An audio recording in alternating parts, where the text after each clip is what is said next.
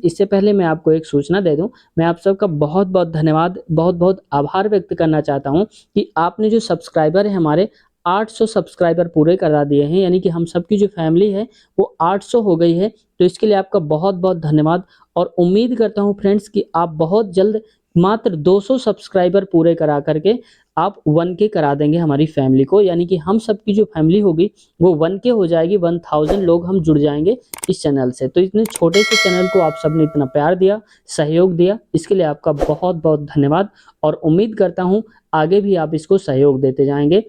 अगर आप किसी भी एग्जाम की तैयारी कर रहे हैं और उसमें से आपने previous year question paper solve नहीं करा है, तो इसका मतलब बहुत बड़ी आप गलती कर रहे हैं। तो यहाँ पर बीपीएससी का जो क्वेश्चन पेपर है आप देख पा रहे होंगे, ये रियल क्वेश्चन पेपर है।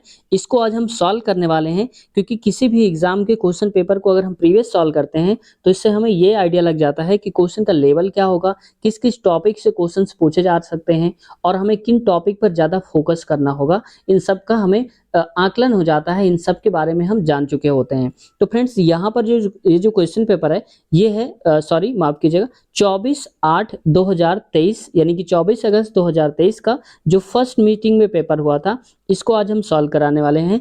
तो 24/8/2023 को जो सेकंड मीटिंग में पेपर हुआ था वो ऑलरेडी हम करा चुके हैं। अगर आपने नहीं देखा है तो लिंक डिस्क्रिप्शन में है, आप वहां से चेक कर सकते हैं और देख सकते हैं। तो फ्रेंड्स इसको आज हम सॉल्व करेंगे, कई पार्ट में हो पाएगा, क्योंकि एक पार्ट में क्या होता है कि सारे 120 क्वेश्चन नहीं आ पाते हैं, वीडियो बहुत ज़्यादा लंबी हो जाती है। तो इस वजह से क्या है कि इसको हम सॉल्व करेंगे पार्ट 1 2 3 या जितने भी मुश्किल से 4 ही पार्ट आएंगे, इससे ज़्यादा नहीं आएंगे, तो इतने में पूरा पेपर कवर हो जाएगा। तो फ्रेंड्स आइए शुरुआत करते हैं आज की इस वीडियो की। लेकिन फ्रेंड्स जो कमी लगे वीडियो में आप उसको ज़रूर बताइएगा, ताकि हम और अच्छा से अच्छा सुधार कर सकें और आप तक पहुंचा सकें। तो फ्रेंड्स आइए शुरुआत करते हैं आज के इस क्वेश्चन की। तो फ्रेंड्स 1 से 16 तक जो क्वेश्चन थे वो थे मैथ के। तो मैथ और रीजनिंग जो है हम किसी दूसरे पार्ट में इसको मैथ और रीजनिंग को एक साथ करा देंगे। तो बाकी की जो क्वेश्चन है वो हम पहले देख लेते हैं। तो पहला क्वेश्चन है, विद्युत विभव को मापने के लिए किस उपकरण का उपयोग करा जाता है? तो विद्युत विभव को मापने के लिए उपयोग किया जाता है वोल्ट मीटर का। तो फ्रेंड्स अगर हम कहें कि पोटेशियोमीटर जो होता है उसका उपयोग क्या किया जाता है, तो यहाँ पर दो बिंदुओं के बीच में जो विभवांतर होता है उसको मापने के लिए यूज किया जाता है। अब गैल्वेनोमीटर का यूज क्या होता है, तो इसका मतलब होता है विद्युत धारा जो होता है उसकी क्षमता को मापने के लिए यूज करा जाता है गैल्वेनोमीटर को। ठीक है, वोल्ट मीटर तो आप जानते ही हैं, विद्युत विभव को मापने के लिए इसका यूज करा जाता है। अगला क्वेश्चन है आज का हमारा 18 नंबर, और सीक्वेंस पे आप मत जाइएगा क्योंकि यहाँ पर सीक्वेंस के आधार पर ही आज का सेकंड नंबर होगा। तो इसमें बोला जा रहा है यहाँ पर क्वेश्चन में विद्युत चुंबकीय क्षेत्र कैसा है, यानी कि सदिश राशि है या फिर अदिश है, अदिश मात्रा है या फिर सदिश है, या आयाम रहित मात्रा है। तो इसका जो करेक्ट आंसर हो जाएगा वो हो जाएगा बी नंबर, यानी कि सदिश मात्रा है। तो फ्रेंड्स देखो अदिश क्या होता है कि जिसमें दिशा ना दी हो, केवल परिमाण दिया होता है, वो होती है अदिश राशि। और सदिश राशि का मतलब होता है जिसमें परिमाण दिया हो साथ में उसकी दिशा भी दिया हो। ठीक है, अब फ्रेंड्स मैं यहाँ पर आपसे एक क्वेश्चन करता हूँ कि आपको बताना है कि जो विद्युत धारा है वो सदिश राशि है या फिर अदिश राशि है, आपको कमेंट करके बताना है। उम्मीद करता हूँ आप जरूर बताएंगे। अगला क्वेश्चन देखते हैं, आज का हमारा 19 नंबर है, और 19 नंबर क्वेश्चन पे यहाँ पर बोला जा रहा है एक व्यक्ति पृथ्वी पर अधिक भार किस स्थिति में धकेल सकता है। यानी कि मान लो कि कोई पृथ्वी है यहाँ पर और एक व्यक्ति है, तो वो इस भार को किस स्थिति में धकेल सकता है, यानी कि वो आदमी बैठा होगा तब, या फिर खड़ा होगा तब, या फिर जमीन पर लेटा होगा तो इसका राइट आंसर हो जाएगा बी नंबर। अगर खड़ा होगा तो वो ज्यादा अधिक भार को धकेल सकता है, धक्का दे सकता है। अगला क्वेश्चन है आज का हमारा यहाँ पर 20 नंबर क्वेश्चन, और 20 नंबर क्वेश्चन पे बोला जा रहा है फ्रेंड्स प्रिज्म से क्वेश्चन है यहाँ पर, प्रिज्म से गुजरने पर सबसे अधिक अपवर्तित होने वाला रंगीन प्रकाश कौन सा है। यानी कि जो प्रिज्म है, मान लो कि कोई भी प्रिज्म है तो उससे सबसे ज्यादा जो रंग है वो अपवर्तित हो जाता है, सबसे ज्यादा बिखर जाता है, दूर दूर हो जाता है, वो कौन सा कलर है, तो ये है बैगनी रंग, यानी कि ऑप्शन नंबर बी। अब मैं यहाँ से अगर एक क्वेश्चन आपसे करूं कि यहाँ पर सबसे अधिक अपवर्तित, इस बार मान लो आ गया है सबसे अधिक अपवर्तित होने वाला रंग, हो सकता है अगली बार ये पूछ लिया जाए कि सबसे कम अपवर्तित होने वाला रंग कौन सा है, तो जिसकी वेवलेंथ ज्यादा होती है, तरंगदैर्घ्य ज्यादा होती है, इसीलिए क्योंकि वो कम इधर उधर जाता है, यानी कि कम अपवर्तित होता है, तो वो है हमारा कौन सा कलर, लाल कलर। ठीक है, अगर आपको याद होगा कि इंद्रधनुष जो होता है उसमें 7 कलर होते हैं, तो आपको बताना है कि बीच में कलर कौन-सा होता है, यानी कि इंद्रधनुष के मध्य का जो रंग होता है वो कौन-सा कलर होता है। अगला क्वेश्चन है यहाँ पर, मिट्टी के तेल के बर्तन में बर्फ का एक टुकड़ा डाला जाता है और बर्फ के पिघलने पर मिट्टी के तेल की जो सतह है वो क्या हो जाएगी। यानी कि जैसे मान लो कि ये बर्तन है यहाँ पर और उस बर्तन में मिट्टी का तेल यहाँ तक भरा हुआ है। अब हमने बर्फ का एक छोटा सा टुकड़ा डाल दिया। अब ये टुकड़ा क्या होगा, घुल जाएगा इसके अंदर। तो ये जो सतह है ये वाली, ये क्या होगी, ऊपर चली जाएगी या फिर नीचे चली जाएगी या फिर ऐसे ही रहेगी। हमें ये बताना है इसका राइट आंसर। तो यहाँ पर क्या है फ्रेंड्स, तो ये हो जाएगी, जो सतह है वो नीचे हो जाएगी। तो ऑप्शन नंबर बी, यानी कि जो सतह है तेल की वो गिर जाएगी। ठीक है, ये घनत्व तो क्या होता है कि उसका घनत्व तो पानी का ज्यादा होता है और केरोसिन का यानी कि मिट्टी के तेल का घनत्व तो कम होता है। अगला क्वेश्चन देखते हैं, आज का हमारा 22 नंबर है और 22 नंबर पे बोला जा रहा है, निम्नलिखित में से किसका पीएच मान 7 से अधिक होता है। ठीक है, पीएच का फुल फॉर्म होता है पोटेंस ऑफ हाइड्रोजन, यानी कि हाइड्रोजन की शक्ति। तो पीएच 7 से अधिक है, तो किसमें से 7 से अधिक है, तो यहाँ पर इसका राइट आंसर हो जाएगा हमारा रक्त प्लाज्मा। तो ऑप्शन नंबर हो जाएगा बी। ठीक है, आपको याद रखना है। अब देखो 7 से अधिक है का मतलब क्या हुआ कि अगर 7 से कोई भी चीज अधिक होती है जिसका पीएच मान 7 से ज्यादा होता है तो वो होता है हमारा क्या, क्षारीय होता है। ठीक है, अगर 7 से कम होगा तो क्या होगा, अम्लीय हो जाएगा। ठीक है, और अगर 7 होगा तो क्या होगा, न्यूट्रल होगा, यानी कि उदासीन होगा।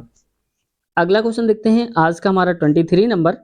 इसमें बोला जा रहा है 23 में, एक सामान्य नेत्र लेंस की नाभिक दूरी क्या होती है, यानी कि नाभिक जो डिस्टेंस होती है वो कितनी होती है। तो फ्रेंड्स यहाँ पर देखो इसका राइट आंसर हो जाएगा 2 सेंटीमीटर। अब देखो कई बार हो सकता है कि सेंटीमीटर में दे दिया जाए या कई बार ऐसा होता है कि एमएम में दे दिया जाए। तो 2 सेंटीमीटर न लिख करके अगर आ जाए 20 एमएम मिलीमीटर, तो आप समझ जाना ये राइट आंसर है। ठीक है, तो दोनों आ सकता है, हो सकता है ये दिया जाए, हो सकता है ये वाला दे दिया जाए। अब आप कहेंगे कि यहाँ पर 25 सेंटीमीटर, तो 25 सेंटीमीटर नहीं होता है, यहाँ पर नाभिक के बीच की दूरी पूछी जा रही है, यानी कि लेंस जो होता है हमारे आँख का उसकी नाभिक के बीच की दूरी है। मैं इसको फिगर में दिखा देता हूँ आपको ताकि क्लियर हो जाए। तो यहाँ पर देखो आप देख पा रहे होंगे कि ये यहाँ पर क्या है, सोर्स ऑफ लाइट है, लाइट ऐसे जा रही है, यहाँ पर ऐसे जा रही है। अब ये हमारा आँख का लेंस है ये वाला, और यहाँ पर रेटिना है। अब देखो ये जो इसके और इसके बीच की जो दूरी है वो है पूछी जा रही है, तो ये कितनी होती है, 2 सेंटीमीटर होती है, जिसे को हम बोलते हैं फोकल लेंथ। ठीक है, तो ये आपको याद रखना है, इसके और इसके बीच की जो दूरी होती है वो 2 सेंटीमीटर होती है। अगला क्वेश्चन देखते हैं, आज का 24, शुष्क बुझे हुए चूने पर क्लोरीन गैस की क्रिया से कौन सा पदार्थ बनता है। यानी कि बुझा हुआ जो चूना है उस पर क्लोरीन गैस अगर हम मिलाते हैं, क्रिया कराते हैं उससे, तो हमें जो पदार्थ मिलेगा वो कौन सा पदार्थ मिलेगा। तो ये पदार्थ हमको मिल जाएगा विरंजक चूर्ण, यानी कि ऑप्शन नंबर हो जाएगा हमारा बी नंबर। अगर इसका फॉर्मूला पूछ लिया जाए तो यहाँ पर होता है Ca और यहाँ पर लिखेंगे आगे OCl और ब्रैकेट के बाहर Cl। ठीक है, इसको ये भी बोल देते हैं CaOCl2 भी बोल देते हैं। ठीक है, तो कई बार ऐसा भी लिखा होता है विरंजक चोट। ठीक है, अगला क्वेश्चन है यहाँ पर, माता पिता से संतति में लक्षणों के पहुंचने की प्रक्रिया को क्या कहते हैं। तो यहाँ पर लक्षणों की जो प्रक्रिया है उसको हम बोलते हैं अनुवांशिकता। ऑप्शन नंबर हो जाएगा हमारा बी। ठीक है, अब आपको यहाँ पर बताना है कि ह्यूमन में गुणसूत्रों की संख्या कितनी होती है, टोटल संख्या बतानी है, पेयर नहीं बताना है। ठीक है, तो कमेंट सेक्शन में देखते हैं किसका जो कमेंट है वो राइट आंसर आता है, ये देखना है। तो समझ गए होंगे क्वेश्चन क्या है, यहाँ पर गुणसूत्रों की संख्या बतानी है। अगला क्वेश्चन है हमारा नेक्स्ट आज का, ओम के नियम के सत्यापन के लिए ध्यान रखने वाली बात क्या है। यानी कि ओम के नियम का अगर हम सत्यापन कर रहे हैं तो हमें क्या चीज याद रखनी होगी। तो यहाँ पर हम क्या करेंगे, अमीटर को श्रेणी क्रम में रखें और वोल्ट मीटर को समांतर क्रम में रखें, ये हमें याद रखना है। तो ऑप्शन नंबर हमारा बी जो है वो राइट हो जाएगा।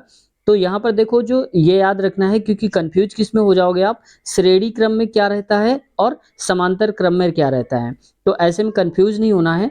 यानी कि अमीटर जो है वो श्रेणी क्रम में, जो धारा है श्रेणी क्रम में, और वोल्टेज जो है वो समांतर क्रम में रहता है। अगला क्वेश्चन देखते हैं, आज का हमारा 27 नंबर, और 27 नंबर क्वेश्चन पे बोला जा रहा है, लोहे के बुरादे में तनु हाइड्रोक्लोरिक अम्ल आप जानते होंगे HCl डालने से क्या होता है। तो यहाँ पर देखो इसमें क्या होगा कि ऑप्शन नंबर ए राइट हो जाएगा। इसमें हाइड्रोजन गैस निकलेगी और आयरन क्लोराइड का उत्पादन हो जाएगा। तो दो चीजें होंगी, हाइड्रोजन गैस निकलेगी, आयरन क्लोराइड बनेगा। ठीक है, तो यहाँ से देखो आपको ये दिमाग लगा देना है कि जो क्वेश्चन हमने एक दो और पिछले कराए, यहाँ पर पूछा जा रहा है रिएक्शन से क्वेश्चंस पूछे जा रहे हैं केमिस्ट्री से। तो आपको रिएक्शन पर भी ध्यान देना है। एक बार बहुत देखो लेंथी रिएक्शन नहीं है, छोटे छोटे रिएक्शन है, तो आपको एक बार छोटे छोटे जो रिएक्शन है कॉमन से उनको एक बार जरूर देख लेना है, ताकि आपके ये क्वेश्चन ना छूटे, आप सही करके आए। अगला क्वेश्चन है यहाँ पर, बाढ़ को रोकने के लिए सबसे उत्तम विधि क्या है, यानी कि सबसे बेस्ट जो मेथड है बाढ़ को रोकने के लिए वो क्या है। तो यहाँ पर ये है वनारोपण, यानी कि हम नए नए अगर पौधे लगा रहे हैं, पौधों का निर्माण कर रहे हैं, तो इससे जो बाढ़ है वो काफी मात्रा में कंट्रोल हो सकती है। अगला क्वेश्चन देखते हैं आज का हमारा 29 नंबर, और 29 नंबर क्वेश्चन पे पूछा जा रहा है यहाँ पर खाने के डिब्बों पर। देखो ये क्वेश्चन सेम टू सेम अगर याद हो आपको, ये रेलवे में पूछा गया था, सेम टू सेम क्वेश्चन यही था। खाने के डिब्बों पर जिंक के बजाय टिन की परत चढ़ी होती है, यानी कि आपने देखा होगा कि जो टिन की जो दिया जाता है लेप करके, जो पन्नी होती है पतली सी सिल्वर कलर की वही होती है। तो ऐसा क्यों होता है, क्यों उन पर चढ़ाया जाता है। तो यहाँ पर हो जाएगा, इसको मैं थोड़ा और छोटा कर देता हूं ताकि आपको दिख जाए सही से यहाँ पर। तो यहाँ पर देखो खाने के डिब्बों में जिंक की परत इसलिए जिंक की नहीं चढ़ाई जाती, टिन की चढ़ाई जाती है, क्योंकि टिन की जो तुलना में जिंक अधिक प्रतिक्रियाशील है। यानी कि जो टिन है वो जल्दी रिएक्शन नहीं करेगा, तो हमारा खाना जल्दी खराब नहीं होगा। लेकिन अगर हम उसको जिंक में डाल रहे हैं, लपेट रहे हैं, तो जिंक बहुत जल्दी रिएक्शन कर लेगा, जिससे हमारा जो खाना है वो खराब हो जाएगा। ठीक है, तो टिन ज्यादा रिएक्शन नहीं करता है। तो अगला क्वेश्चन देखते हैं यहाँ पर नेक्स्ट आज का हमारा जो क्वेश्चन है।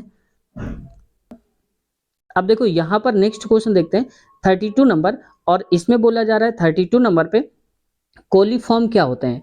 तो कोलीफॉर्म क्या होते हैं, प्राणियों के पाचन नाल में उपस्थित बैक्टीरिया होते हैं। तो ऑप्शन नंबर हो जाएगा हमारा ए, यानी कि कोई भी जीव जंतु जो होते हैं उनकी आंतों में एक बैक्टीरिया पाया जाता है, जो कि हमारा जो पाचन सिस्टम है उसको मजबूत करता है और उसको पचाता है जो खाना है।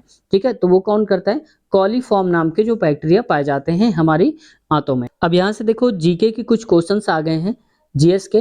तो भारत की संसद के नए भवन के प्रभारी वास्तुकार का नाम क्या है, यानी कि जो नई संसद हमारे इंडिया की बनी है तो उसका वास्तुकार जो है, डिजाइन जो है वो किसने तैयार करा है। तो यहाँ पर जो ऑप्शन है वो हो जाएगा बी, पद्मश्री बिमल पटेल जिन्हें इसका वास्तुकार है, मेन जो उन्होंने डिजाइन बनाया है। अगला क्वेश्चन है आज का हमारा नेक्स्ट 34 नंबर, केवल संविधान सभा के सदस्यों के चुनाव में, यानी कि यहाँ पर संविधान सभा के सदस्यों की बात हो रही है, उनके चुनाव में भाग लेने वाले भारत के वयस्कों आबादी के मतदाताओं का प्रभावी प्रतिशत क्या था। यानी कि जो वयस्क लोग हैं हमारे देश के, हमारे भारत के, तो उनका प्रतिशत क्या था, कितने प्रतिशत लोगों ने वोट दिया था। तो यहाँ पर हो जाएगा ऑप्शन नंबर ए हो जाएगा, यानी कि 10 से 15% जो थे वो केवल वयस्क लोग हमारे देश के अकेले थे। अगला क्वेश्चन है, देखो फ्रेंड्स यहाँ पर किस राज्य ने अप्रैल 2023 में ट्रांसजेंडर समुदायों को ओबीसी का दर्जा दिया है। तो देखो आपको ये यहाँ से याद रखना है, ये करंट अफेयर का क्वेश्चन है, क्योंकि करंट अफेयर जो है वो अप्रैल महीने का पूछा जा रहा है, जो कि पेपर कब हुआ था, अगस्त में। तो आपको यहाँ से दिमाग लगा लेना है कि मई, जून, जुलाई, अगस्त, तकरीबन 4 महीने पीछे का पूछा जा रहा है। तो आपको कम से कम 6 महीने पीछे तक का लेकर करंट अफेयर चलना है, क्योंकि आपको कोई डाउट ना रह जाए, आप ज्यादा से ज्यादा अच्छे मार्क्स हासिल करें, इस वजह से आपको ये सब पढ़ना जरूरी है। तो आप एक काम करिएगा, स्पीडी जो बुक आती है बहुत अच्छी है, मैं भी उसी को पढ़ता हूँ, तो वहां पर आप 6 महीने की जो करंट अफेयर है उसको पढ़ लीजिएगा, आसानी से आपका काम हो जाएगा। ठीक है, तो इस क्वेश्चन, ये वाले क्वेश्चन कराने का मकसद क्या था कि आपको आइडिया लग जाए यहाँ पर कि किस टाइप का क्वेश्चन और कितना पुराना पूछा जा सकता है। अगला क्वेश्चन देखते हैं आज का हमारा होगा शायद 36 नंबर। अब 36 नंबर क्वेश्चन पे बोला जा रहा है, मोहम्मद बिन तुगलक के शासनकाल में भारत आए प्रसिद्ध मुस्लिम खोजकर्ता इब्न बतूता किस देश के थे। अब देखो इस क्वेश्चन को उल्टा भी करा जा सकता है, क्या करा जा सकता है कि जो इब्न बतूता था वो किसके शासनकाल में भारत आया था। तो आपको बताना है मोहम्मद बिन तुगलक। ठीक है, लेकिन अब इसका राइट आंसर देखेंगे क्वेश्चन का तो क्या हो जाएगा, तो ये कहाँ का रहने वाला था इब्न बतूता, वो था मोरक्को का, यानी कि ऑप्शन नंबर हो जाएगा हमारा बी। अगला क्वेश्चन देखते हैं आज का हमारा 37 नंबर, और 37 पे बोला जा रहा है हाल ही में भारत का पहला टेबल स्टे रेल पुल कहाँ बनाया गया है। तो देखो आपको ये चीज हमेशा याद रखनी है कि जब कहीं किसी करंट अफेयर के क्वेश्चन में पहला वर्ड जुड़ जाता है तो अपने आप में बहुत इंपॉर्टेंट हो जाता है, क्योंकि पहली बार वो हो रहा होता है। तो इस वजह से ये भी आपको वहाँ पर देखना है, जो बुक में पहला वर्ड जुड़ा हो तो समझ जाना उसको पढ़ना ज़रूरी है। तो पहला केबल स्टे पुल कहाँ बनाया गया था?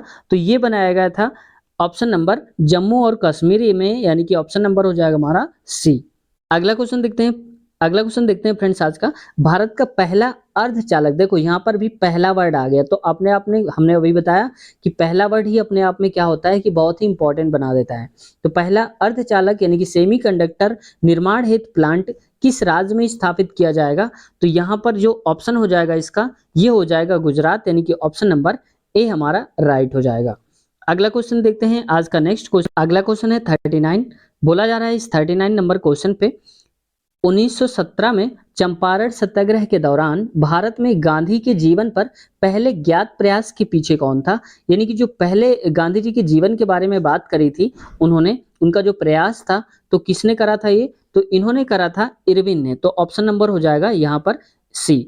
अब गांधी इरविन समझौता आपने नाम सुना होगा, तो वही है यहाँ पर गांधी इरविन समझौता। ठीक है, तो आगे देखते हैं क्वेश्चन आज का नेक्स्ट। अब देखो यहाँ पर जो क्वेश्चन आया है 1917 वाला, तो ये भारतीय राष्ट्रीय आंदोलन से आया है। तो राष्ट्रीय आंदोलन एक टॉपिक महत्वपूर्ण हो जाता है अपने आप में। तो अगर आपने नहीं देखी है, अगर आप चाहते हैं देखना चाहते हैं, कोई जबरदस्ती नहीं है, अगर आप देखना चाहते हैं तो लिंक डिस्क्रिप्शन में मिल जाएगी। तो उसकी कंप्लीट वीडियो है, पार्ट 3 है, 1 2 3 पार्ट बनाए हमने। तो भारतीय राष्ट्रीय आंदोलन से अगर कोई भी क्वेश्चन आता है तो उन वीडियो को देखने के बाद आपका कोई भी डाउट नहीं बचने वाला है। ठीक है, सारे क्लियर हो जाएंगे। तो आप चाहें तो देख सकते हैं। आगे देखते हैं। अगला क्वेश्चन है आज का हमारा 39 नंबर 40 नंबर। इसमें बोला जा रहा है 40 नंबर पे, निम्नलिखित में से कौन सा देश हाल ही में गठित I2U2 ग्रुपिंग का सदस्य है? अब देखो I2U2, अब ऐसे जब कभी नाम आ जाते हैं तो ये भी अपने आप में पूछ लिए जाते हैं, हालांकि बहुत ज़्यादा इंपॉर्टेंट नहीं होगा, लेकिन कई बार ऐसा पूछ लिया जाता है। तो इसका जो राइट आंसर हो जाएगा वो हो जाएगा उपर्युक्त में से एक से अधिक। क्यों हो जाएगा? क्योंकि यहाँ पर क्या है, इसका ग्रुपिंग सदस्य कौन कौन सा है, ये ए भी है और सी भी है। अगला क्वेश्चन देखते हैं आज का हमारा 41 नंबर। और 41 नंबर क्वेश्चन पे बोला जा रहा है मार्च 2023 को। अब देखो यहाँ से आपको क्या दिमाग लगाना है, हालांकि इसको याद नहीं करना है, लेकिन आपको ये यहाँ से देखना है कि मार्च 2023 की बात हो रही है, यानी कि करंट अफेयर है मार्च का। और पेपर कब हुआ था? अगस्त में। अगस्त का मतलब 8वां महीना, और मार्च होता है तीसरा महीना, यानी कि 5 महीने पीछे का जो करंट अफेयर है वो पूछा जा रहा है। तो अभी हमने बताया था कि 6 महीने का जो बैकअप है आपको वो लेकर के चलना है करंट अफेयर का। अगला क्वेश्चन है आज का हमारा नेक्स्ट 42 नंबर। तृतीय भारत प्रशांत द्वीपीय सहयोग मंच FIPIC शिखर सम्मेलन आयोजन हुआ था, यानी कि वो कहाँ पर हुआ था? तो ये हुआ था option number A Papua New Guinea में। मैं ये करंट अफेयर क्यों करा रहा हूँ? क्योंकि देखो ये करंट अफेयर जो है बहुत ज़्यादा पुरानी नहीं है, अभी हाल ही में पूछी गई, तो हो सकता है कि कुछ ऐसे ही क्वेश्चन फिर पूछ लिए जाएं। तो एक बार इनमें भी नज़र डाल लेना, ठीक है। लेकिन टॉपिक जो बताया है हमने वो जरूर डाल लेना, उसको जरूर पढ़ना। ये अगर क्वेश्चन नहीं भी पढ़ेंगे करंट अफेयर के वाले तो काम चल जाएगा, लेकिन वो टॉपिक जरूर पढ़ना है जो हमने बताया है। अब देखो रामन विल्सन किस शहर के पहले, अब देखो पहला वर्ड आ गया, तो जब पहला हमने बताया 2 बार बता चुके, तीसरा भी है कि पहला वर्ड बहुत इंपॉर्टेंट हो जाता है। अश्वेत मुख्य न्यायाधीश नियुक्त किए गए हैं, तो ये कौन किए गए हैं? न्यूयॉर्क, ठीक है। यानी कि किस शहर के पहले हैं? तो ये है न्यूयॉर्क में है। अगला क्वेश्चन देखते हैं आज का हमारा 44 नंबर क्वेश्चन है। बोला जा रहा है निम्नलिखित में से किस देश की संसदीय समिति ने हाल ही में सिफारिश की है कि भारत को नाटो प्लस समूह का हिस्सा बनाया जाना चाहिए, यानी कि नाटो प्लस में शामिल हो हम भारत। इसने किस देश ने हमें क्या करा है? सिफारिश करी है इस बात की, तो ये क्या रहा है? यूएसए ने। तो ऑप्शन नंबर हो जाएगा बी। यूएसए का फुल फॉर्म क्या होता है ये आपको कमेंट सेक्शन में बताना है। देखते हैं किसका सही जवाब आ पाता है। अगला क्वेश्चन देखते हैं आज का। अगला क्वेश्चन है 45 नंबर। अंतर्राष्ट्रीय बुकर पुरस्कार 2023 किसे दिया गया है? तो ये दिया गया है जॉर्जी गोस्पुडिनोव को दिया गया है, यानी कि ऑप्शन नंबर हो जाएगा हमारा ए। अब देखो यहाँ से आपको क्या देख लेना है कि अंतर्राष्ट्रीय बुकर पुरस्कार, अब हो सकता है कि बुकर पुरस्कार ना पूछ करके नोबेल पुरस्कार पूछ लिया जाए। तो एक बार 2023 के जो पुरस्कार मिले हैं वो आपको जरूर देखना है। तो आप एक काम करना, उस बुक में सारे मिल जाएंगे, हमने बताया है। तो आप चाहें या फिर आपके पास कोई भी करंट अफेयर की बुक है तो वहाँ से आप देख लेना। तो पुरस्कार आपको ज़रूर पढ़ लेना है हर टाइप के, ठीक है? जो बड़े-बड़े पुरस्कार हैं वो तो एटलीस्ट पढ़ ही लेना है आपको। अगला क्वेश्चन देखते हैं आज का हमारा 46 नंबर, और 46 क्वेश्चन को मैं थोड़ा-सा छोटा कर देता हूँ ताकि आपको दिख जाए। यहाँ पर बोला जा रहा है ट्विटर के नए मुख्य कार्यकारी अधिकारी सीईओ कौन है? तो देखो यहाँ पर सीईओ पूछा गया है ट्विटर का, हो सकता है क्योंकि ये चेंज हुए हैं इस वजह से पूछा गया है। तो इस वजह से आपको ये क्वेश्चन इंपॉर्टेंट है, स्टार लगा लेना है। तो इसका जो राइट आंसर वो हो जाएगा बी नंबर, यानी कि लिंडा याकारिनो है जो है नए सीईओ हैं कौन? ट्विटर के। तो एक बार आपको ये काम करना है कि जो नए-नए बड़ी-बड़ी जो कंपनीज़ हैं उनके सीईओ एक बार पढ़ लेना है, सीईओ जो हैं, ठीक है? कि कौन किसके सीईओ हैं, ये आपको एक बार ज़रूर पढ़ लेना है, ये करंट अफेयर में ही आ जाएगा। अगला क्वेश्चन देखते हैं आज का नेक्स्ट। अगला क्वेश्चन है 47 नंबर, भारत की 2011 की जनगणना के अनुसार बिहार की कुल महिला साक्षरता दर क्या थी? यानी कि 2011 में जो जनगणना हुई थी, क्योंकि वही आंकड़े चल रहे हैं, अभी तो हुई नहीं है, तो महिला साक्षरता दर क्या थी ये बताना है। तो देखो 52.89 भी गलत है, और 63.68 भी गलत है, और 53.57 भी गलत है। तो अब यहाँ पर बताना है, तो ऑप्शन देखो क्या हो जाएगा, उपर्युक्त में से कोई नहीं, यानी कि कोई नहीं सही, तो ऑप्शन नंबर ई हमारा राइट हो जाएगा, ऑप्शन नंबर ई, ठीक है? ये वाला राइट हो जाएगा। अब आपको ये बताना है, क्योंकि बिहार का पेपर है तो आपको इतना तो तैयार ही करना है कि यहाँ पर बिहार की महिला की साक्षरता दर है वो कितनी थी। तो इसका जो आंसर है मैं आप पर छोड़ता हूँ कि आप इसका आंसर ज़रूर बताएँगे। अगला क्वेश्चन देखते हैं आज का 48 नंबर, और 48 नंबर क्वेश्चन पे पूछा जा रहा है यहाँ पर, सुभद्रा देवी जिनको 2023 में पद्मश्री पुरस्कार से नवाजा गया है। अब देखो यहाँ पर क्या है, पुरस्कार से आया क्वेश्चन, तो हमने बोला पुरस्कार से आपको पढ़ लेना है, और किस एरिया से कौन है, क्या सेक्टर है उनका, खिलाड़ी हैं या कोई साहित्यकार हैं, इन सब के बारे में भी जान लेना है थोड़ा-थोड़ा करके, ठीक है? तो यहाँ पर देखो सुभद्रा देवी के बारे में पूछ लिया गया है, और क्यों ये इम्पोर्टेंट हो गई हैं? क्योंकि इनको 2023 में एक अवार्ड मिला है पद्मश्री, इस वजह से ये इम्पोर्टेंट हो गई हैं। अब पूछा है कि ये हैं कौन? सुभद्रा देवी ये हैं कौन? तो देखो ये जो हैं, ये हैं पेपर मेसी कलाकार हैं कौन? सुभद्रा देवी। इस वजह से ऑप्शन नंबर सी हो जाएगा। अगला क्वेश्चन देखते हैं आज का हमारा नेक्स्ट क्वेश्चन।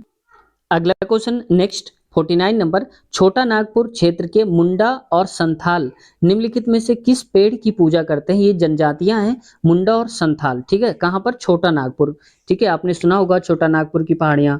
तो ये जो है ये किसकी पूजा करते हैं? तो ये जो पूजा करते हैं ये है कदम की, कदम का जो पेड़ होता है उसकी पूजा करते हैं मुंडा और संथाल नाम की जो जनजातियां होती हैं। अब देखो यहाँ जनजातियों से भी आया है, संस्कृति से, तो इतना डीपली तो आप चाहें तो पढ़ सकते हैं, वैसे तो इससे 1-2 क्वेश्चन से ज़्यादा नहीं आने वाला है, इससे ज़्यादा नहीं पूछे जाते हैं। अगला क्वेश्चन देखो आज का हमारा 50 नंबर है, और 50 नंबर क्वेश्चन पे बोला जा रहा है, यहाँ पर थोड़ा-सा मैं इसको ऐसे कर देता हूँ ताकि दिख जाए आपको। देखो निम्नलिखित में से किसकी खेती जायद के मौसम में की जाती है? तो यहाँ पर देखो रबी, खरीफ और जायद जो फसलें होती हैं, तो जायद के बारे में पूछा गया है कि कौन-सी फसल जो है वो जायद में आती है? तो यहाँ पर आती है, कौन-कौन से आती है?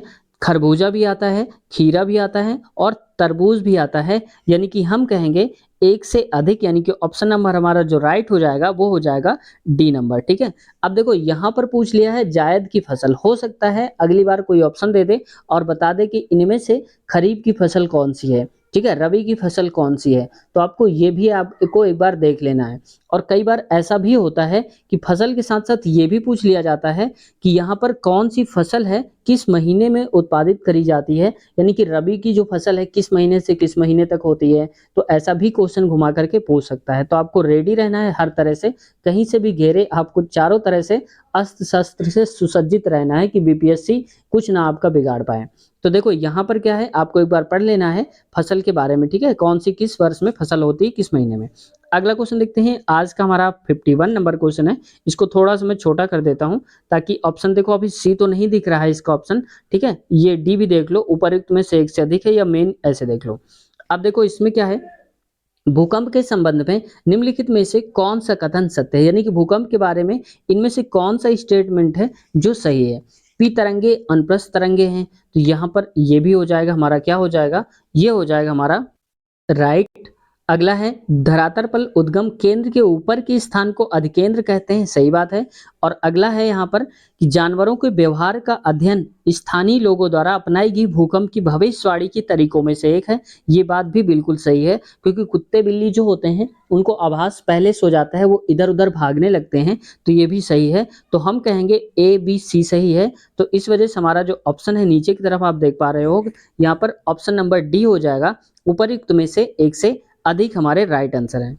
अगला क्वेश्चन है नेक्स्ट, निम्नलिखित में से कौन सा कथन उत्तरी अमेरिका महाद्वीप की लेक सुपीरियर के संबंध में सत्य है, यानी कि लेक सुपीरियर झील जो है उसके बारे में बात हो रही है, जो कि उत्तरी महाद्वीप में है, ठीक है, उत्तरी अमेरिका में। अब देखो कौन सा सही है, तो यहाँ पर जो करेक्ट आंसर हो जाएगा हमारा ये है, कनाडा और यूएसए के मध्य में भौगोलिक सीमा बनाती है, यानी कि इन दोनों को डिवाइड करती है, कनाडा को और यूएसए को। तो ऑप्शन नंबर हमारा राइट हो जाएगा बी नंबर। अगला क्वेश्चन देखते हैं, आज का हमारा 53 नंबर, और 53 नंबर क्वेश्चन पे बोला जा रहा है, आकार और माप में समानता के कारण किस ग्रह को पृथ्वी का जुड़वा ग्रह माना जाता है। या आप ये समझ लो कि पृथ्वी का जुड़वा ग्रह जो है वो किस ग्रह को माना जाता है, तो ये आप सब जानते होंगे, इसका ऑप्शन क्या होगा। तो इसको उम्मीद करता हूँ ये आप सबको आ जाएगा। तो पृथ्वी की जुड़वा बहन कौन सा ग्रह कहलाता है, इसको आपको कमेंट करके जरूर बताना है। उम्मीद करते हैं आप जरूर बताएंगे। अगला क्वेश्चन है आज का हमारा 54 नंबर, और 54 नंबर क्वेश्चन पे बोला जा रहा है, निम्नलिखित में से कौन सा देश अमेजन नदी बेसिन का एक हिस्सा है, यानी कि अमेजन नदी बेसिन जो है उसके किनारे पर है, तो कौन सा देश उसका एक हिस्सा है। तो ये हो जाएगा हमारा ऑप्शन नंबर सी, यानी कि वेनेजुएला जो है वो इसका अमेजन नदी बेसिन का एक हिस्सा पड़ता है। अगला क्वेश्चन है देखो यहाँ पर, अब देखो यहाँ से क्या दिमाग लगा लेना है आपको, कि यहाँ पर पूछा गया है कि अमेजन नदी क्या बेसिन के बारे में पूछ लिया गया है, तो हो सकता है यहाँ पर नील नदी के बारे में पूछ लिया जाए, तो ऐसा ये इंटरनेशनल क्वेश्चन भी आपको पढ़ लेना है, ठीक है। अगला क्वेश्चन है नेक्स्ट 55 नंबर, निम्नलिखित में से कौन सा विकल्प पृथ्वी की सतह से शुरू होकर वायुमंडल की परतों का सही क्रम है, यानी कि पृथ्वी से जैसे जैसे हम ऊपर जाते हैं तो परतों का जो क्रम है वो क्या रहेगा। तो यहाँ पर राइट आंसर हमारा हो जाएगा ए नंबर, यानी कि पहले क्षोभ मंडल, समताप मंडल, मध्य मंडल, ताप मंडल और फिर बहिर्मंडल मिलता है, ठीक है। आप ऐसे भी याद रखना कि बहिर्मंडल सबसे ऊपर ही होता है, ठीक है, क्षोभ मंडल सबसे नीचे होता है, जिसमें मौसम संबंधी घटनाएं होती हैं, जो आंधी तूफान बारिश बादल, ये सब क्षोभ मंडल में होते हैं। और समताप मंडल में क्या होता है कि वहाँ का तापमान जो होता है वो तो यहाँ से कम होता है, लेकिन वहाँ पर हवाएं नहीं चलती हैं, और इस वजह से जो लॉन्ग टर्म में दूर दूर जाने वाले जो जहाज होते हैं वो समताप मंडल में ही उड़ते हैं, ठीक है। मध्य मंडल तो बीच में होता है और बहिर्मंडल सबसे ऊपर होता है। अगला क्वेश्चन आज का हमारा 56 नंबर, और 56 नंबर क्वेश्चन पे बोला जा रहा है यहाँ पर, स्थानांतरणशील कृषि के स्थानीय नाम, यानी कि जैसे कि स्थानांतरण का मतलब कि जैसे अभी यहाँ पर खेती करी कुछ साल, फिर यहाँ छोड़ के यहाँ चले गए, जैसे झूम खेती आपने देखा होगा, बहुत ही नाम सुना होगा आप सबने, बहुत ही फेमस है। तो स्थानांतरणशील कृषि के स्थानीय नाम और संबंधित देश का सही युग्म है। यहाँ पर देखो खेती के नाम दिए हैं और उनसे रिलेटेड देश के नाम दिए हैं कि किस देश में कौन सी खेती होती है, तो इसमें से बताना है कि राइट आंसर हमारा क्या हो जाएगा। तो यहाँ पर देखो सही वाला बताना है, तो मिल्पा रोडेनेशिया में नहीं होता है, लगांद मलेशिया में नहीं होता है, चेना जो है वो बांग्लादेश में जरूर होता है, तो ऑप्शन नंबर हो जाएगा हमारा ए। अब देखो बांग्लादेश क्यों बोला गया, क्योंकि ये कहीं ना कहीं बॉर्डर के आसपास पड़ता है हमारे बिहार से रिलेटेड। तो आज आपको आसपास के भी देख लेना, जैसे भूटान हो गया, चाइना हो गया, नेपाल हो गया, और इधर नीचे श्रीलंका हो गया, उससे तो कम ही क्वेश्चन आते हैं, और बांग्लादेश हो गया, इनसे क्वेश्चन पूछे जाते हैं। तो आपको आसपास से रिलेटेड अगर कोई न्यूज़ है तो भी आपको देख लेना है, जो अदर कंट्रीज हैं, ठीक है, जो पड़ोसी देश हैं, आप ये मान लो। अगला क्वेश्चन देखो आज का हमारा है 57 नंबर क्वेश्चन, इसमें बोला जा रहा है, यदि ग्रीनविच में दोपहर के 12 बजे हैं तो ग्रीनविच के 30 डिग्री पूर्व में क्या बजेगा। जैसे मान लो कि यहाँ पर ऐसे कर लो, तो ये पूर्व हो जाएगा, ये पश्चिम हो जाएगा, तो 30 डिग्री जो है उसमें क्या बजेगा। अगर यहाँ पर हम मान लें कि बजा हुआ है कितना, 12 बजा हुआ है, ठीक है, तो इसका जो राइट आंसर हो जाएगा वो हो जाएगा यहाँ पर 2 बजा है, ठीक है। तो 15 डिग्री जाने पर 1 घंटा होता है, और इधर की तरफ जितना जाएंगे तो उतना टाइम बढ़ता जाएगा। तो देखो 15 डिग्री का 1, तो 30 डिग्री में 2 घंटे, तो 12 से हो जाएगा 1 और यहाँ हो जाएगा 2, तो यहाँ पर कहेंगे 2। अब अगर पूछ लिया जाता कि यहाँ पर पूर्व में नहीं पश्चिम में, तो पश्चिम में देखो यहाँ पर 12 बजा है, तो यहाँ पर क्या बजता 11, फिर नीचे बजता 10। तो ऐसे इधर की तरफ जाएंगे तो टाइम हमारा कम होता जाएगा, इधर की तरफ जाएंगे तो टाइम हमारा बढ़ता जाएगा। ये भी आपको याद रखना है। अगला क्वेश्चन देखते हैं, आज का हमारा 58 नंबर क्वेश्चन है। 58 नंबर क्वेश्चन पे बोला जा रहा है महासागरीय प्रॉपर्टी के मुख्य खनिज घटक क्या हैं, ये बताना है। तो मेन जो खनिज घटक है हमारे वो क्या हैं, तो वो है सिलिका और मैग्नीशियम, यानी कि ऑप्शन नंबर हो जाएगा हमारा ए नंबर, सॉरी सी नंबर हो जाएगा हमारा राइट आंसर, सिलिका और मैग्नीशियम। अगला क्वेश्चन देखते हैं, आज का हमारा 59 नंबर।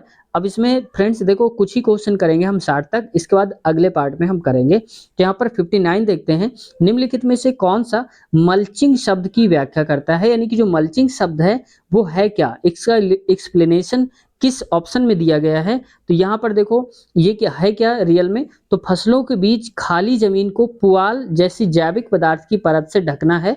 तो जब क्या होता है खाली फसल हो जाती है, फसल के बीच में जमीन को पुआल करते हैं, यानी कि उनको जब जैविक पदार्थ डालते हैं ताकि जो मिट्टी है वो ठोस न रह सके, पोल हो जाए, बीच में बहुत ज़्यादा सॉलिड न रह सके, तो इसको मल्चिंग बोलते हैं। तो ऑप्शन नंबर हो जाएगा हमारा ए राइट हो जाएगा। अगला है क्वेश्चन फ्रेंड्स यहाँ पर 60 नंबर, और 60 नंबर पे बोला जा रहा है भारत के खनिज तेल यानी कि पेट्रोलियम उत्पादन क्षेत्र और इसकी अवस्थितियों का सही युग्म क्या है, सही जोड़ा क्या है, ये हमें बताना है। तो यहाँ पर देखो इसको जो राइट आंसर हो जाएगा, तो यहाँ पर देखो सुरमा घाटी असम, लुनेज क्षेत्र जो है गुजरात में, और केजी बेसिन जो है बंगाल की खाड़ी में। तो ऑप्शन नंबर हमारा एक से अधिक, यानी कि ऑप्शन नंबर राइट हो जाएगा हमारा डी। अगर यहाँ ये वीडियो आज की यहीं तक रखते हैं क्योंकि पार्ट लंबा हो रहा है, ये काफी आधे घंटे की वीडियो हो गई है। तो उम्मीद करते हैं फ्रेंड्स ये क्वेश्चन आपको इंपॉर्टेंट लगे होंगे, और जो हमने टॉपिक बताए हैं वो अभी समझ गए होंगे, और नए टॉपिक क्या है वो नए पार्ट में हम देखेंगे। जैसे क्वेश्चन आते जाएंगे तो उन पार्ट को भी देख लेना है। तो आपको ये जरूर तैयार करना है जो जो हमने टॉपिक बताए हैं। तो उम्मीद करते हैं आपने चैनल सब्सक्राइब कर लिया होगा। और फ्रेंड्स फिर से आपसे रिक्वेस्ट है कि हमारे जो सब्सक्राइबर हैं 800 हो गए हैं, अब आपको बस इतना सा थोड़ा सा मेहनत कर देनी है, थोड़ा सा हमारी मदद कर देनी है, ताकि हम सबकी जो फैमिली है वो 1 के बहुत जल्दी बन जाए। और उम्मीद करते हैं और आशा है कि आप सब ऐसे ही प्यार और सहयोग जरूर देते रहेंगे। तो मिलते हैं नए पार्ट के साथ, पार्ट नंबर 2 में। तब तक के लिए टेक केयर, बाय बाय।